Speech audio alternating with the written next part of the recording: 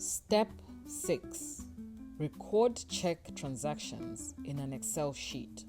So now that we have the template, let's open one for a check transaction as an example.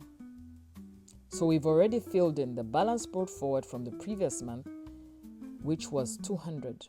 This is just an example. $200, 200, whatever currency you have in your country.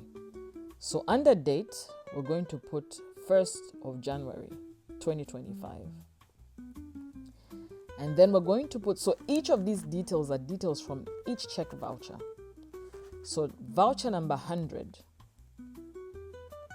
we received sales from the sales that we made from our clothing line. Remember, we're making an example of a clothing business. So we record it as a positive under sales, and it was 11,000.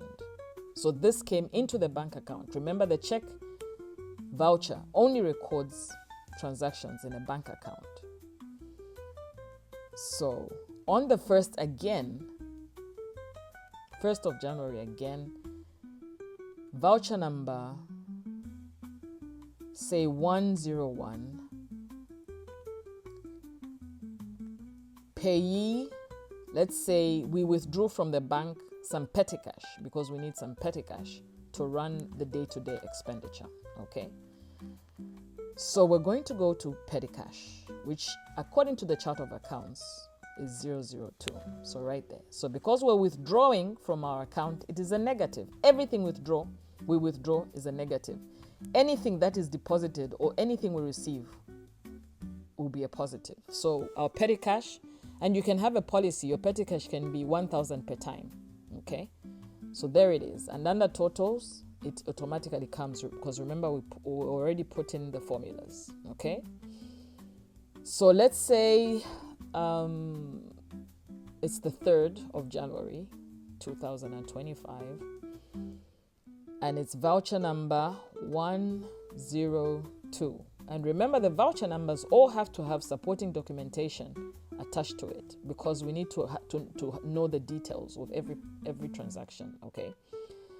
So the payee is, the money is going to head office, for instance, and let's say it's salaries. Okay.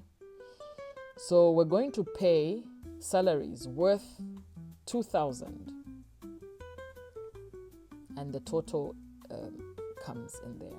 Okay. So you look at the bottom, it will show you the total of the salaries. Okay. And then the total on the left as well. Okay.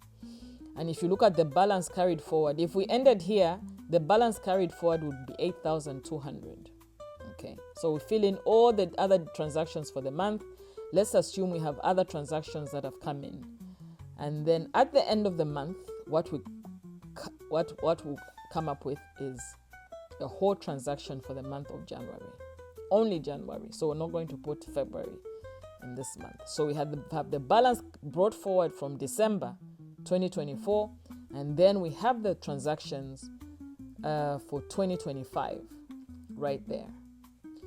So when you look at the bottom, you're going to see, for instance, under electricity, we spent 200, under water, we spent 150, under stationery, we spent 300, under groceries, we spent 400, under fuel, we spent 300, under motor vehicle repairs, we spent 500, assets, we bought vehicles worth 30,000, and then we bought furniture worth 10,000. Okay, so this now helps you know the status of your business. Okay, and then we have the totals there for each of the transactions, and each of these totals is exactly what is on the payment voucher. Remember, because the total actually represents what's on the payment voucher. And then we have the balance carried forward into the next month, February, of 350. And this 350 is the one which will come in the next month as a balance brought forward. So there you have it. Remember, that all incomes are recorded as positives and all payments are recorded as negatives, okay, because you're removing from your account. So it is as simple as that. So we're done with the check voucher and check Excel worksheet. We're now going to give you an example of how to enter cash transactions. And you do not mix cash transactions and bank transactions.